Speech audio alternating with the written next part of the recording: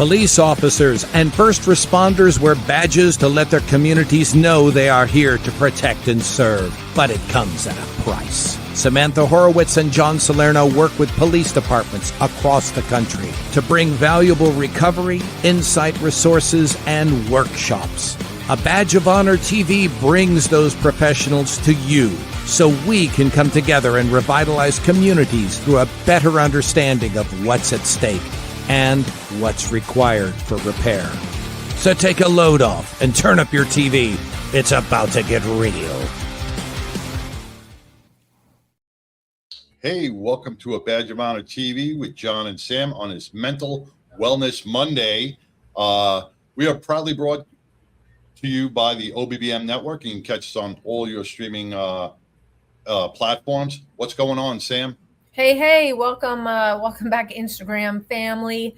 It's good to be there. LinkedIn, we're crushing it on LinkedIn. We want to thank all of you folks out there on LinkedIn. We love you, LinkedIn. Thank you so much, and thank you for tuning in each week. We have great back and forth tonight. Wherever you're watching from, I don't think you can comment live from Instagram. You might be able to. But the comment stream is open because, John's going to tell us about how tonight's going to work. Yeah, tonight's going to be a little different. We're going to have our featured guest, John Edmonson, on, and he's going to give a little background. But when we talk about post-traumatic stress all the time, we always think traumatic events that happen within our police career. And what sparked this whole episode, and I got to give kudos to Lieutenant Johnny Mack with the NYPD, who runs a great podcast called New York's Finest. This kind of sparked this whole thing. He showed a clip of two officers being verbally abused outside a project, is it either for clicks or, God, they're just making these cops drop their guard. But these two officers were like scared children as they were being filmed. And we don't know if there's a policy that they can't talk, but they showed no police presence. They showed like a cowering effect. And that's a lack of training within the police academy. And the psychological effect and the mental impact this has on our officers on a day in, day out basis, it prevents them from properly doing their job. It causes so many different medical issues within their own body, with all the and we'll hear that from John on the certain chemical dumps that they get. And we want to make sure that our law enforcement are the healthiest and the most professional people out there, on the good side and bad side. Yeah, and you want to dedicate the show. We have a very special dedication. In the communist way of Mondami land over in New York, I hate to say it, but crime is, through the roof.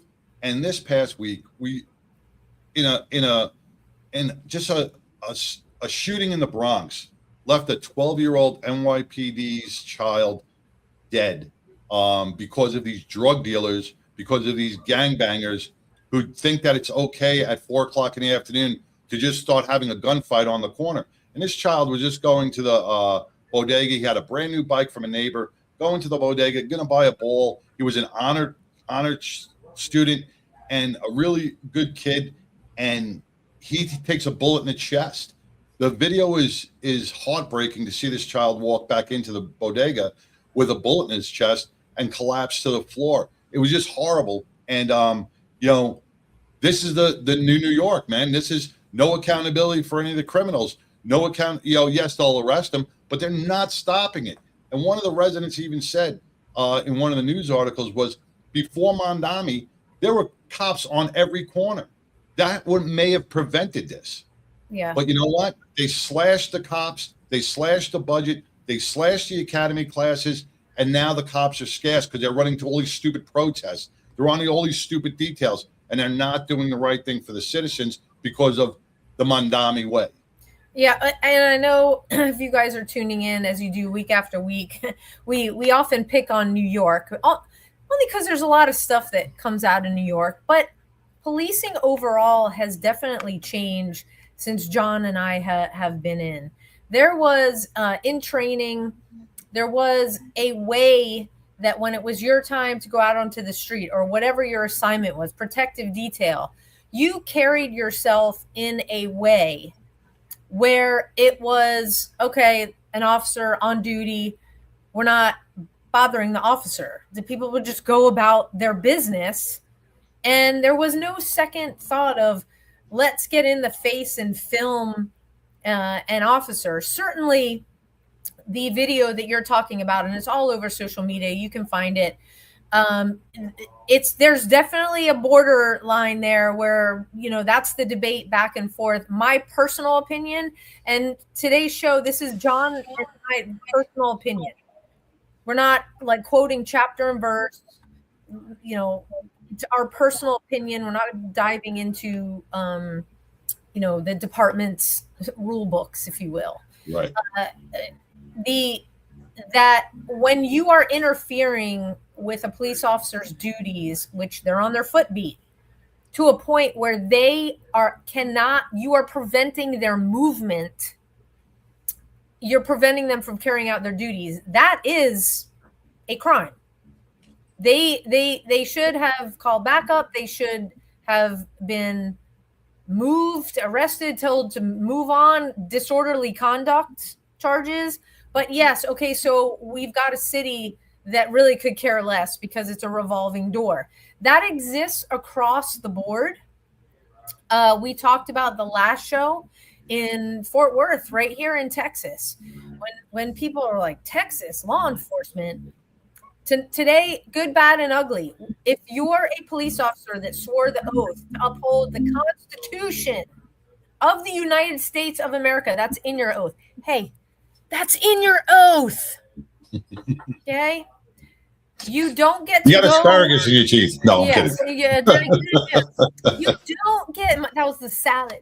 You don't get to go use your badge to bully the citizens that you swore to protect. It goes both ways, to protect and serve. Okay, so executive protection, you're protecting a person, but you swore an oath to protect the citizens.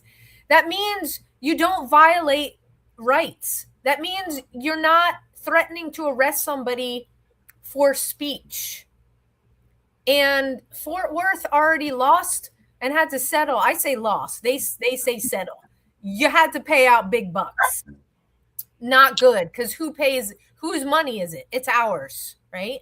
Right, it's taxpayers. You already had to pay out big bucks for a similar type of lawsuit once. We'll see how this lawsuit, that's what I'm hearing. There's another one coming down the pike, because you cannot use your badge to intimidate. It doesn't give you that right at all. So we have that. So wait, John, we have to talk about Kansas, right? Kansas. When you and I were on the job, it's called a chain of command, correct? Correct. Was a city council member in that chain of command? Never. I certainly don't remember. City council never had authority over a police officer's actions. To tell them what to do, right? So, we have we have garbage that is going on in that police department where a city council person decided it was not okay to clap or snap fingers after somebody gave the citizens have a right, like 2 or 3 minutes, whatever it was.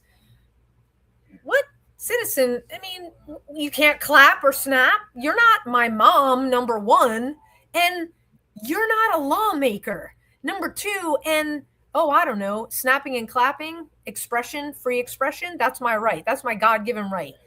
So a young man clapped, and the police actually listened to the city council woman and arrested this young man for clapping.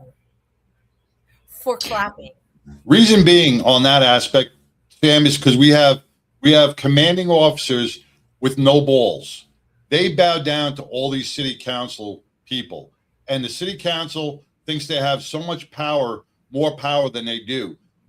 Because if the officer didn't do what the city council person said, she would be on the phone with the police chief going, this officer needs to be reprimanded. This officer needs to be this.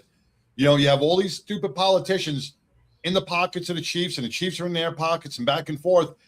You need a chief with balls that's going to turn around to the city council and go, no, my officer is mine, not yours, and hang up. Yeah. Well, the city council doesn't hire it's the city manager, and the city council and manager are separate. They are separate. They are not the same entity. So, you know, there are rules of engagement in the military. And if a superior officer gives you a rule that violates an ethical code, a moral code, you do not follow it. You don't. You are permitted to say, I will not.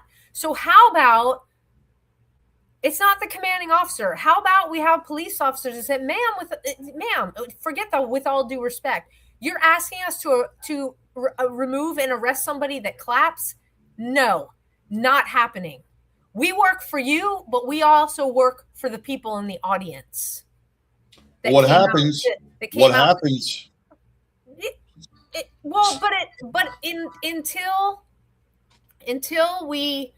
Until we have the public stop acting a fool, the city council and whatever they think they are trying to tell police officers what to do, they just need to shut up.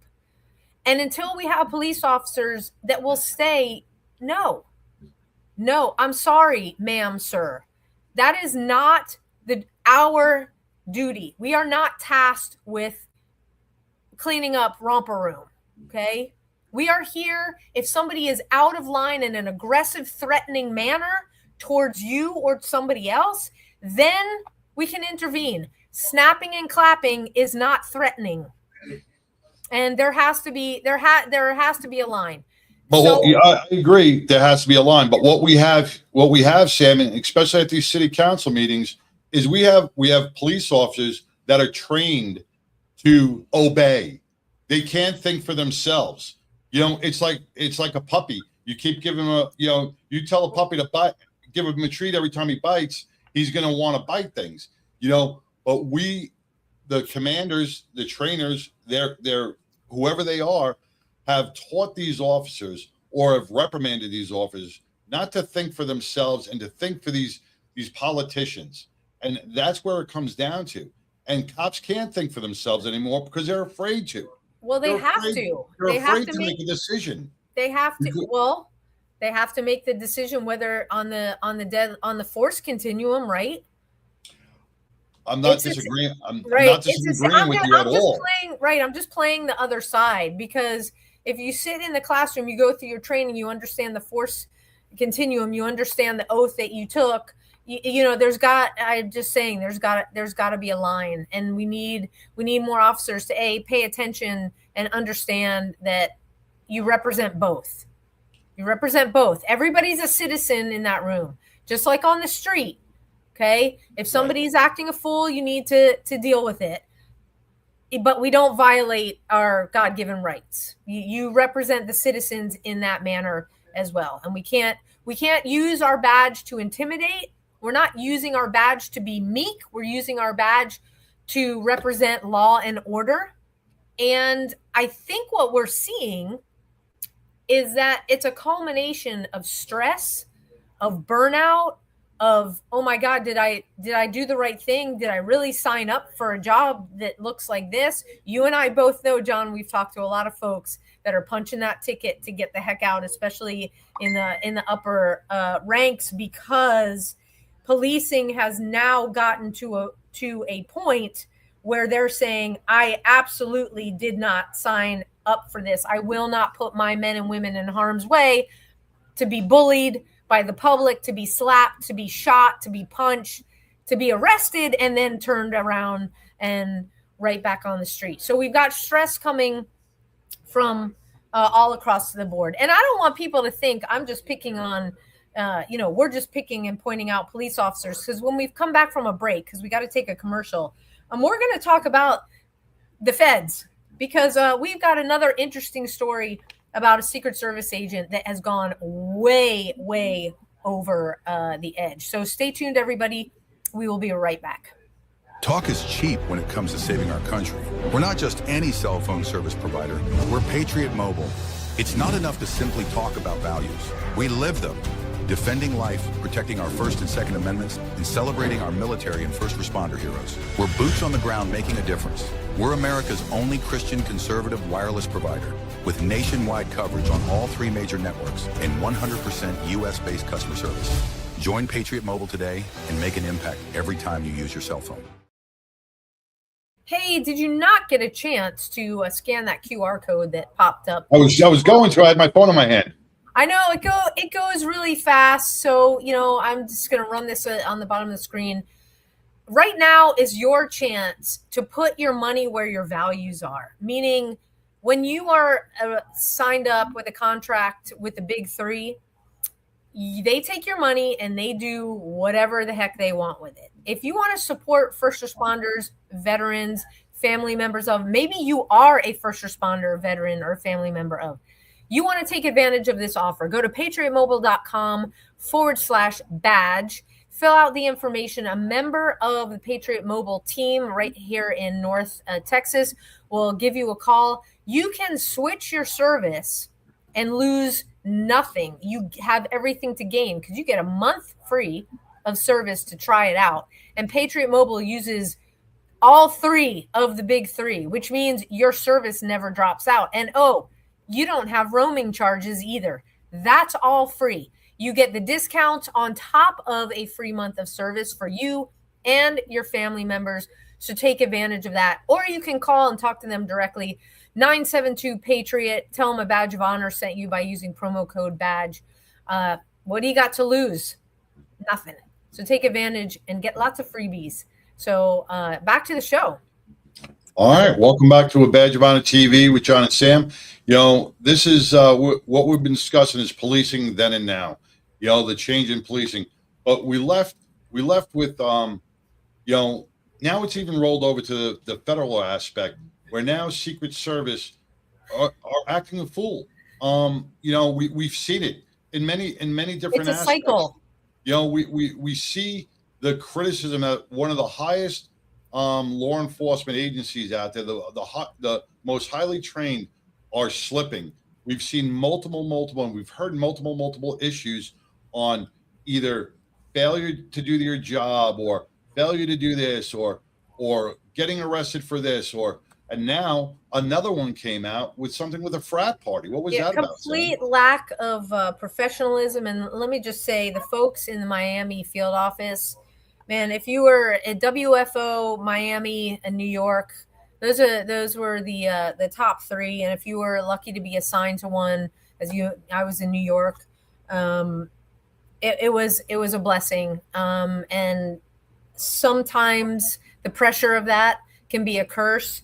But I would like to think that in my time there was definitely a level of scrutiny. Like, you knew if you screwed up, and they just put it out there, you do X, consequence is Y, and they followed through.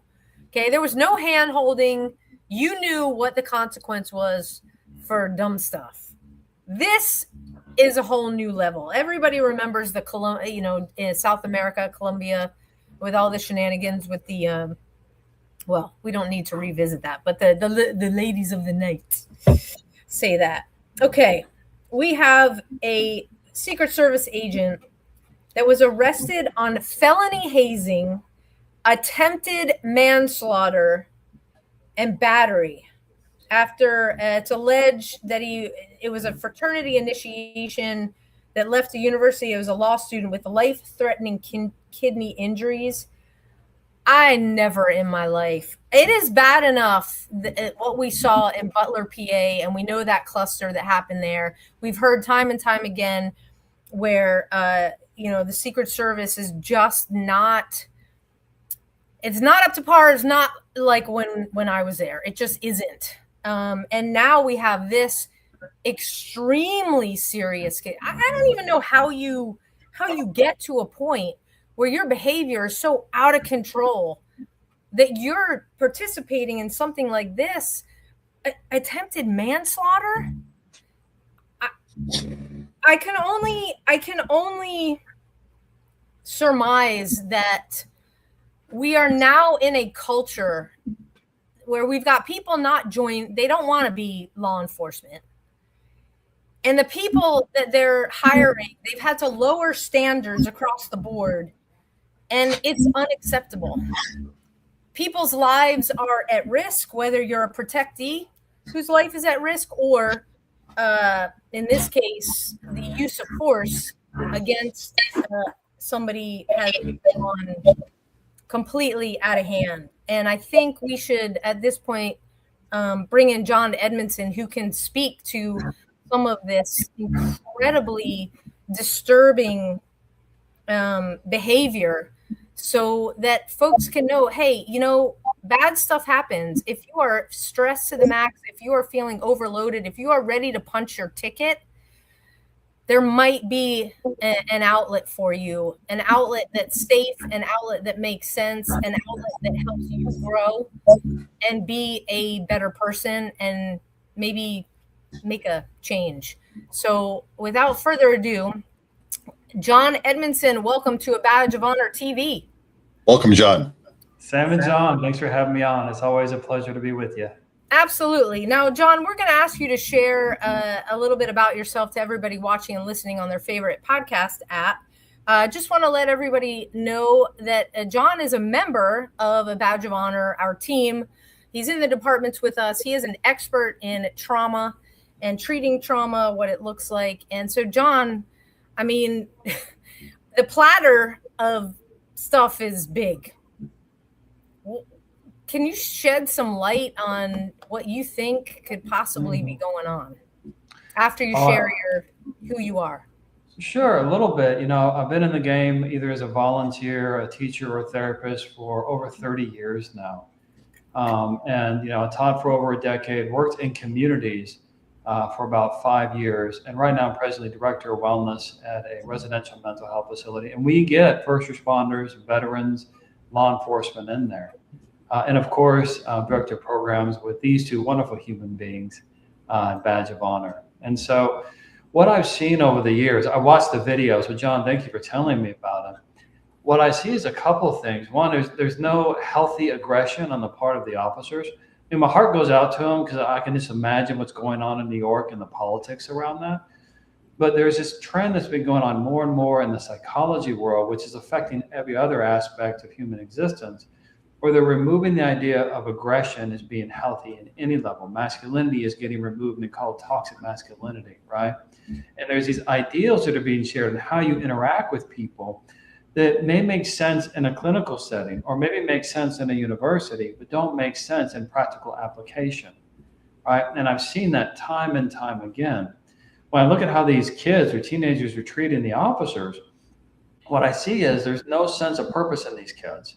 They're getting any kind of stimulation or connection outside of this, and they're not being taught any sense of value or character, right? And when you're at that level of emptiness, because I worked in community agencies, I work with those kind of kids, I can guarantee you, and John, you mentioned this before the show, something's going on in their world, right? They're getting abused at home, or they feel like unfulfilled in life, or have no sense of hope, no sense of destiny, no sense of purpose. So they go find these officers because they're assuming they're safe, right? They're not going to hit them, they're not going to do anything back to them. And I see these officers, and they're probably being told to always stand down, which is demoralizing. You kind of see it on their face. But at the same time, the officers aren't being given that reminder of sense of purpose. They look like they're just trying not to get written up, as opposed to trying to make a difference in the world. And I want to hear from y'all too, but I can say this, I've had this experience many, many times. Command presence isn't just about, like Sam was saying, being overly assertive and in people's face. It's about having a presence of I'm here, I'm showing up, and being mission driven. I don't have a badge. I don't carry a firearm in my job. I don't have handcuffs for people. Though sometimes maybe some people like to handcuff from time to time, but I love them.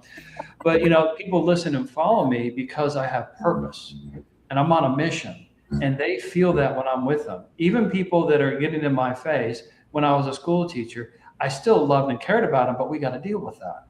And when you have that kind of command presence that has compassion with it, it commands a different level of respect. The kind I didn't see, unfortunately, with these two gentlemen. Wow, that is a lot. You know, we got to take our next quick break. When we come back, John will jump right back into this. Stay tuned. All right.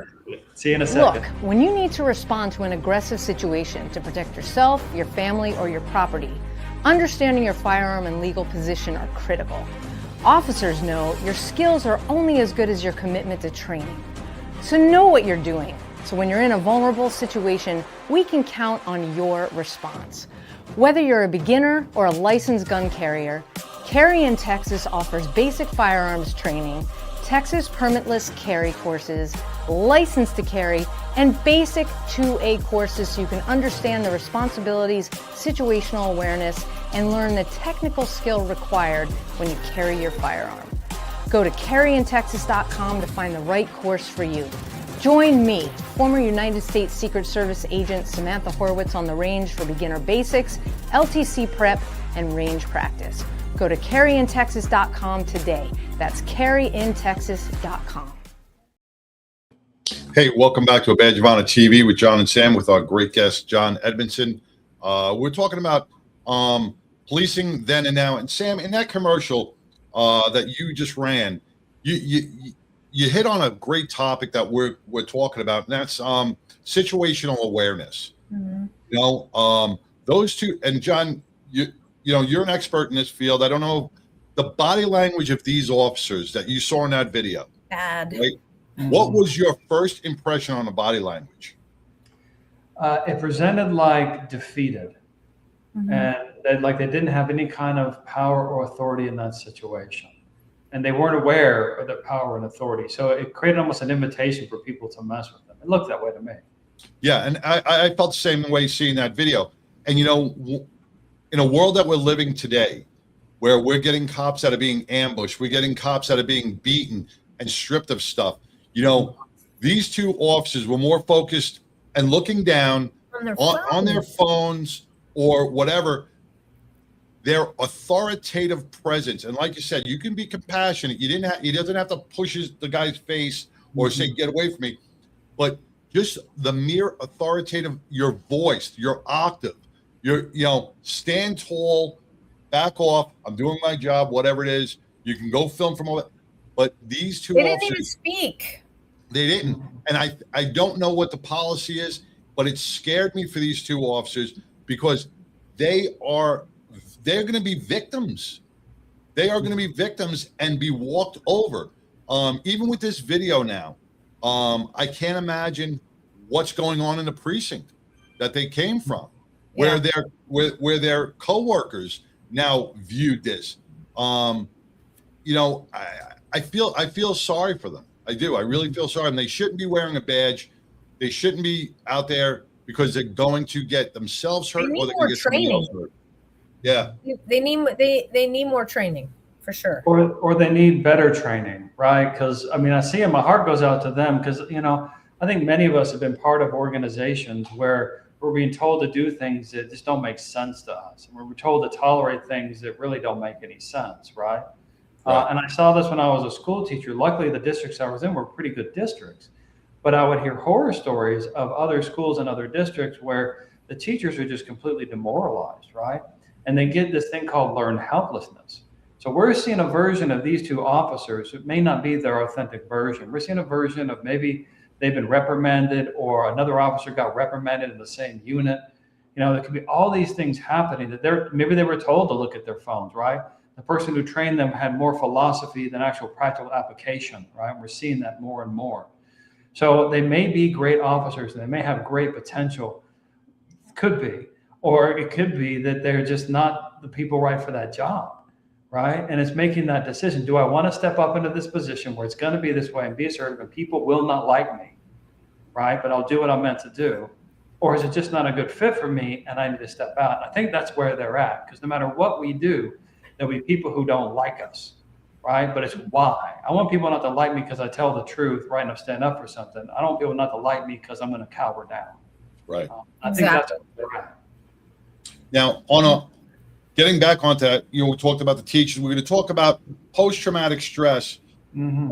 When we've all experienced some sort of trauma on a job, be it, got into a fist fight or a shooting or seen victims of gunshot wounds, stabbings, robberies, rapes, whatever it was, those mental images in our head.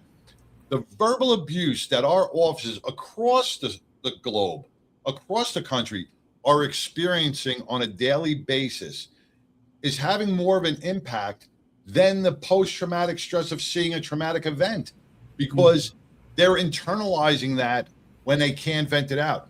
And you're more of an expert than I am. I'm just reading what I see on Google on this is more of a almost like a domestic violence. You've been a beaten spouse, and it's going to come out one day, and we don't know how. And if you're wearing a badge and have a gun and you're supposed to uphold the law, we don't want that to come out in a negative aspect on the community.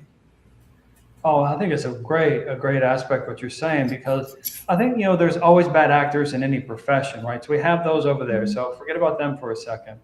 Then we have people that are actually really good human beings that are worn out and they're burnt out, and then they rage out or they rage in. And so you'll see them go on like the next call, or you'll see them in these situations where they'll be caught on camera now being too aggressive with someone because they feel shame and guilt for how they're responding to that one, right? Or maybe they take it home, and then the kids or the dog or the missus or the husband are the ones that have the brunt of that.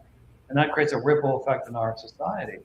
Or even worse still, they rage in. So now they're having addiction, or their health is being damaged because they have no outlet to express it. And the moral injury that globally officers are taking, and it's unfortunate because the people who are the idiots who get us into trouble, they don't care anyway. Right.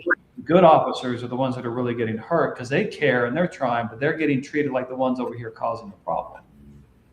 Yeah, and we've got a lot of comments agreeing with what you say, John Edmonson, and the question is it a career commitment or just a job now? And I think you have to almost go city by city, because let's face it, there aren't lines around the corner to take that oath anymore. And we've seen it in enough academies where people aren't able to even make it. Yeah, and it's funny you say that, and I can't see the comments on my side, Sam, but when we talk about a career, we talk about a job, then we talk about a passion. Police officers, firefighters, paramedics, it's not a career, it's not a job, it's a passion. It's got to be something within your soul that wants you to go out and do the job that you're doing because of the mental and the traumatic effects it has on your body. If you're doing this for a paycheck, get out now, because you can go get any other job. If you're doing this as a career for a pension, get out now. There's plenty of other jobs. 99% of the cops do this because they have a passion for it. But our politicians are stripping that passion out. Our politicians and our commanders are beating our passionate officers down and making them leave so they can have these robotic officers that they don't care about that are going to be running the streets. And it's a shitty feeling for any officer to get out there and go, I'm trying to do my job for the good civilians out there, and I'm just being beaten down like a dog. Yeah. And it is causing them the folks that have the rank, it is causing them to punch their tickets early, because no matter what, they're getting tired of putting their good officers out there to just be utterly abused by their own system. Which has a ripple effect. Yep, they make a good arrest, and then we got the DAs turning them back out. But the young officers of today do not have what we had back in the 90s. The veteran officers teaching us and guiding us and molding us. We didn't have, these young officers don't have the veterans that knew policing, the grunt work, the gumshoe work, the situational awareness to show. Did you say gumshoe? Gumshoe, detective. Did you say that? Yeah. Sorry, every time John says like a word, like a New York word that dates us, I just gumshoe. But that we're losing veteran officers that are there to mold our new officers into great officers. Yeah. So And- how do we bolster? How do you come to a line that says, please don't leave? We need you to be a sounding board and a role model for the young officers, because if they see you just punch your ticket because it's the unfortunate revolving door with the criminals, how do we do that? Because they're clearly stressed beyond. No officer with any time on a job, I'm talking 18, 19, 20 years, ready for retirement. No incentive is going to keep them on a job, because they are not going to risk everything they've worked for the last 20 years and lose it over a political issue or a minor issue where they're going to lose everything. They're going to have and leave their family with nothing because of some politician who says you shouldn't have slapped that kid. We have somebody commenting that says that they have field trainers with barely 2 years experience training and are eligible to promote. 2 years on a job and you're training. That's ludicrous. Yeah. That's ludicrous. And going back to the podcast with Johnny Mack. That's because we don't have enough. It's because with the New York finest. Remember when we had that terrorist attack over the summer where you saw the chief jumping the fence? Yeah, the improvised explosive that was thrown. Right. You brought up a great point on this, where everybody's praising the chief on jumping that fence. And Johnny Mack, if you're listening, I'm giving you 100% credit for bringing this up, because I wasn't even aware of this. What was surrounded there was during that protest or during that issue over there was all community affairs officers. Nobody ready in tactical gear. Nobody ready to be in a defensive mode. They want to do everything proactively after the fact. Yeah. We are not doing the Omni thing. We're not doing we're not stopping it. We're being proactive after the fact. And that's what Johnny brought up. And I think that's called reactive. Right. We're being reactive. Yeah. We're reacting to the issue that already happened. Right. We're not being proactive yeah. and taking things into account first off.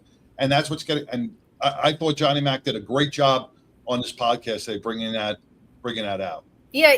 We have to talk about folks that are always prepared and there when you need them, and supplying a substance that keeps us going every single day. And that is Ben and Amanda Holmes at East Texas Legends Coffee.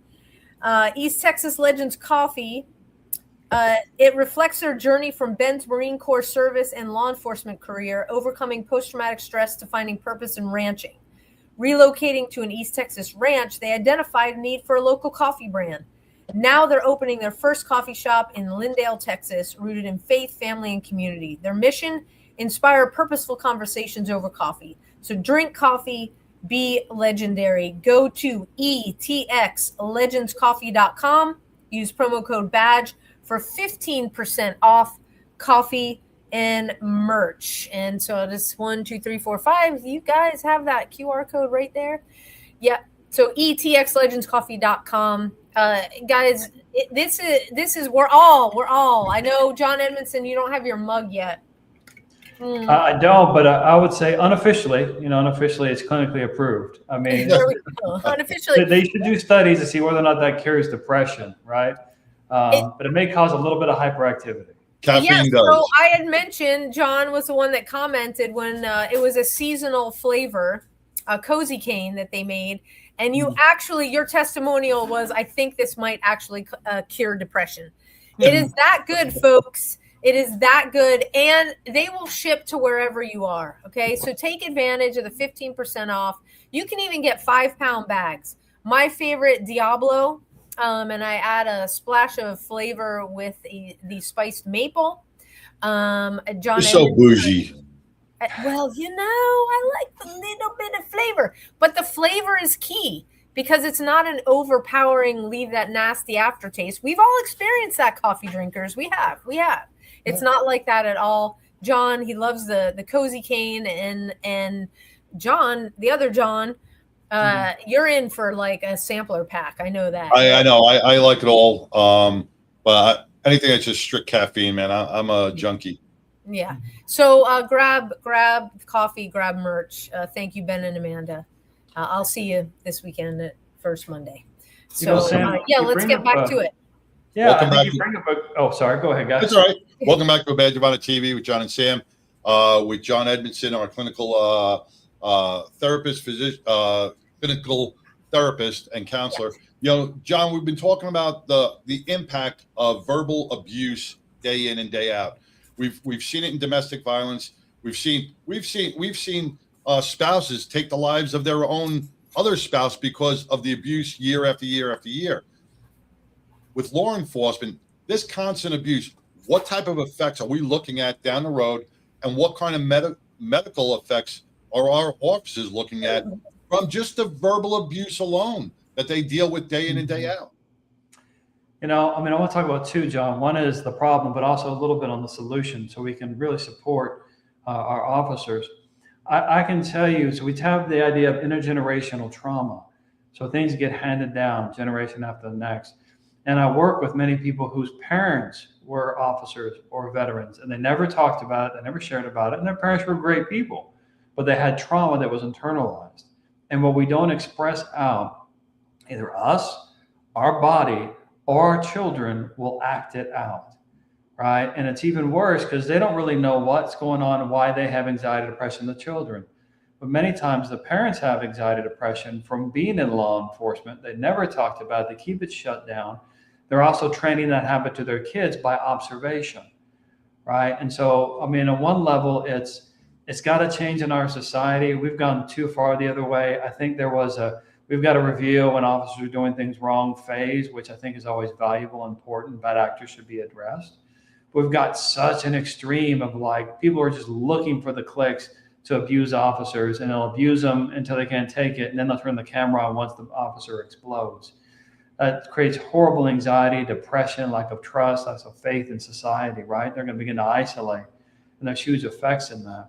Part of the solution is going to be finding, therapists that get it, that understand it, whether they're trained or not. They got to understand what's really going on with these officers, not have an agenda on how to, get rid of their masculinity or their assertiveness. And then even peer support groups. There's a lot of good ones out there, but I think we need more. I think officers, I want to support all of y'all in getting together, building teams, building support, getting phone lists out, building traditions, building ideas and core values that are unofficial, that aren't part of your department. Maybe they are, but are part of your way of being, almost like a knight's order. And I think if we built that, it'd have much more resiliency. I mean, we see that in mental health. There are tons of peer support starting like 1938 with Alcoholics Anonymous, which, it's not a perfect program, but considering they didn't have anything back then, and one of the people that started was actually an Army veteran, as I understand it. It was that idea of fellowship. It was the idea of coming together. And I think officers would benefit from building that to the best of their ability, because the society may not hear them, but you can hear each other. And I think that's vital. I agree. A lot of officers, we used to have we had peer support back in the 90s too, but it was at the bar 4 to 4. That was the only way we knew how to open up and talk about it. Now we have some great, like you said, some peer support. Officers starting to talk, but as much as they talk, as much as they vent to each other, that verbal abuse day in and day out, even just standing on a foot post and getting screamed at, going to do your job, getting screamed at, making a car stop, getting screamed at.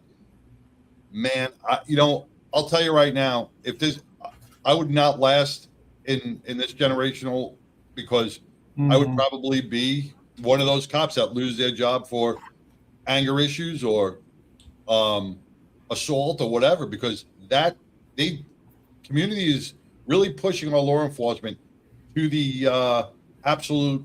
John, it's funny that you say that, because some of the videos, like especially when Steve shows it to me, I'm just like, what the heck? And I think it's because when we went through training, there was a clear delineated line. We had the criminal courses. We had what is, what's a disturbance? What is, intoxicated behavior? What is disorderly conduct? Like, we had those classes. So we could, if we made the arrest or we did what we were taught to do, we could back it up in our report. Okay. And we also did not have an entire liberal court system. And again, this goes to where you are policing. We know the bigger cities are the bigger problems. That if it's a revolving door and the arrests that you make, you have it on paper, legit, and they're getting out again. That's the more like, how do I do my job if you're just gonna get out? What's worse, what we're seeing are some of these judges that are letting these folks out that committed violent crime.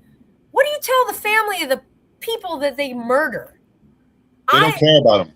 Right. So when do we start holding these judges responsible? Because I mean, if you went by the law, the police officer made the arrest, good arrest for assault, whatever, disorderly conduct, whatever it is, the judge, if you keep them in, they can't be outside killing. But on the flip side of that too, Samuel, I'm just going to think back to these two officers that we saw the video on. Sorry, somebody says we didn't have Chat GPT either, so we absolutely knew how to articulate. There you go. But check if this is a crime. I'm looking at these two officers again, in front of the projects, right? And they don't show the faces of the guys behind the camera, but it sounded like young kids.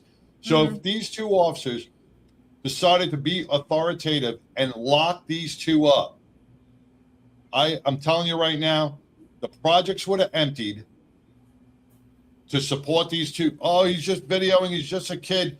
And there would have been a riot. And then you would have had to call multiple units. It's the community's issue that do not back up our law enforcement. And that's where the problem lies. If an elder would have came out of the projects and bitch slapped those kids and said, leave the law enforcement alone, have some respect for law enforcement, that would have changed the whole tune. Well, now we're going inside family business. And yes, do we need more discipline and accountability? We absolutely do. We need parents to take care of, do what they need to do at home. So we're not seeing a generation that is absolutely out of control. And that's what it is, out of control. But to being an officer, John, okay, so the project's empty, they've got this. That's our job. You are preventing the officers from doing their job. The officers have that demoralized, shoulders down presence. If they had what we were trained, John, back in the day, we would have been like, back up. You want to film? Go over there. And there was a line. And if they crossed the line, they got arrested. If the projects spilled out, oh well, we got I agree. backup. No, I agree 100%. If they burn down their own houses. But this is where the mindset is. All these kids, and I call them kids, these young officers are now all second guessing, because I'm sure that was going through their mind. They're all second guessing themselves on what their next thing is, because they're afraid that they're going to get in trouble. They're afraid they're going to do this. They're afraid. And that's going to get them killed. Second guessing on the street's going to get you killed. I remember, and real quick, funny story, God rest his soul. Well, I'm not going to say his last name. I rode with this guy, Tommy, out of the 7-7 precinct back in the day. And we pulled up to a house party with 200 people. And I was a rookie at the time. We got out of the car. We start walking out. And I got my hat on. I got my nightstick. He threw my nightstick in the car, walked over to a garbage can, pulled 2 2x4s out of the garbage can, said, now let's walk in. That's authority. And we cleared out the whole party. But you can't do that today. On 2, dang, yeah. Well, you walk in with a 2x4 out of the garbage, and Tommy had a good authority authoritative presence, and he put people in his place. And that's how I learned. I'm like, as a rookie, I was like, now that's education right there. That is. So John, nobody got hit. Nobody got hit. It was just holy shit, it was presence. It was presence. Presence. Nobody was hit. Nobody was struck. Presence. Nope. It was presence. Yep. And so, no problem. We'll clear it out. John Edmonson, you have dropped some significant learning tools, and how people can take care of themselves and ask for help. And we have the peer support. Highly encourage it. What's the best way for people to continue? Like, if you want to continue this conversation with John Edmonson, because you're at that stress point, you recognize, man, if I was in that situation, I might bust heads. I'm stressed just talking about it. I'm sorry. We'll huddle up after. I got you, John. John, just talking about this. Take a sip. Take a sip of your elixir. Have 2 cups. Call me in the morning, or call me at 3 a.m. But how do people find you out there on social? Because I know you're out there. Yeah, most definitely. I think for private practice, I do see some people. Spots are filling up.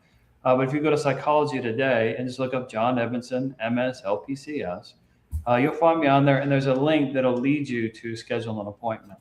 But at the same time, Badge of Honor has lots of resources on its website, so try those as well. But if you want to talk, reach out to me. I do take insurance for the moment, so that's a great deal.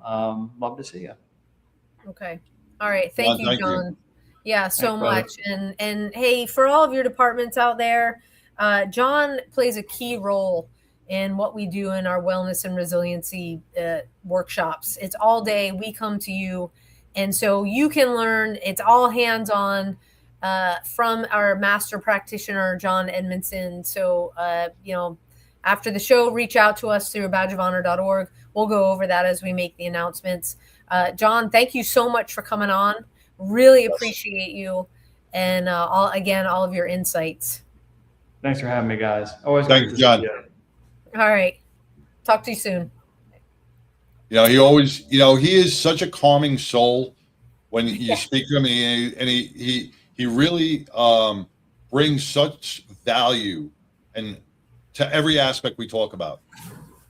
That's because he's the master. He's been doing it. It's that double-edged sword of like giving so much of your being to heal others, and especially in the first responder law enforcement world. And he cares so deeply. And he talks about the need to, practitioners also need to have somebody that they can turn to. And John's got all the bases covered, and he really is. He's a leader learner. And so look him up, Psychology Today, and get in touch. So, we talked about so much. A lot of our partners out there are having amazing, amazing programs coming up August 8th. It is Operation Angel Wing, one of our partners. They're doing a joint event with Carry the Load, where it's a prayer walk and community fundraising event. So how great would it be to have veterans and first responders out there together with the community, building camaraderie? Okay. It is in beautiful Norris, Tennessee. Hey, Tennessee. Thank you for tuning in each week. We love you guys up there. And it's going to be at 5 North Square. And it is on-site registration, 7 a.m. to 9 a.m. And then the walk will happen right after that. And you can pre-register if you like by going to operationangelwing@gmail.com. So that's an email, operationangelwing@gmail.com, and just say, hey, I want to be part of that walk. So shout out to our friends at Operation Angel Wing. Thank you for what you do. September is very, very, very busy. We have got our friends at Sierra Delta, sierradelta.com. Reach out to BJ if you want to take part in their golf tournament. Again, they are raising funds. That is September 21st. And it's going to be an amazing event. So it's all about teaching veterans to train service dogs. So it's that training aspect. And we had BJ on a bunch of shows ago, so you can search the library there. So SierraDelta.com for that. September 25th and 26th, we are taking over Allen, Texas. Come on out, meet John Edmonson, meet John Salerno, meet me and our other team members at Texas Takeover. It is a group that started on X. It is all about living 100%. So if you're there, we want to pick your brains and come on out and enjoy the conversation, enjoy the camaraderie, learn how to live at that next level. Fitness, stress management, you name it, it's all right there in one room. We are totally, every first responder, we want you there. Veteran, we want you there. Family members, we want you there. Not quite appropriate for the youngsters, just FYI. But we want you there. So Friday will be from 7 to 9 will be a meet and greet. And then the next day from 8 to 5 will be speakers. You'll get to meet the vendors and everything. And like I said, we will be there. You want to register, TexasTakeover100.com. Please fill out the registration so Dookie Mikhail can have all of the numbers. That's what he is on X, Dookie. The Dukes. And the Dukes. Together. And people from the 100 Club, they're going to be coming from all over. So we really thank them so much. And it is just a place to know that you're supported. You will have a 100% supportive community. All right. So again, TexasTakeover100.com up in Allen. The 28th of September through October 2nd, our friends Joe and Liz Bartholomew, Responders Retreat up in Three Lakes, Wisconsin. There are a few spaces left. This is peer support for first responders in a beautiful setting. Absolutely spectacular. You're in cabins, you're not camping in tents, so you have full structure. And they have guest speakers, they have people coming out to help you. It's geared towards you. Let the stress out, be surrounded by incredible people like you. And that fireside chat, Joe said that's it. That's the big thing that is just amazing for people. So you can register firstrespondersretreat.org. You can see all of our partners, everything on a badgeofhonor.org. Again, you want us to come to your department to do the peer support leadership training or our full 8-hour workshop building wellness and resiliency. You deserve it. You really do. Let's learn to battle the stress and put it in its proper place so you can have a long, successful career as a first responder. So badgeofhonor.org. To all of our first responders out there, we are praying for you, praying for your safety, that you get home safe every single night to your family. So keep doing what you're doing to protect and serve the community. Protect and serve the community. To all of our veterans out there, thank you for fighting the good fight that allows John and I to do a show like this every single week. It got hot today, like it. And to all of our active duty service members out there protecting our shores across the globe, thank you so much for what you do. We are praying for your safe return as well, and praying for the souls that we lost in overseas. So she's right here in Carrollton. So prayers go out to her family. John, take us home. All right, let's start treating our bodies as well as we treat our cell phones to make sure we're fully charged. If our battery levels start getting down, let's recharge. We owe it to ourselves. Peace. See you next week, everybody. A Badge of Honor podcast is produced for the OBBN Network podcast and protected under copyright law. For content permissions, please submit your request to abadgeofhonor.com on the content page. For OBBN Network programming information, please call 214-714-0495 today.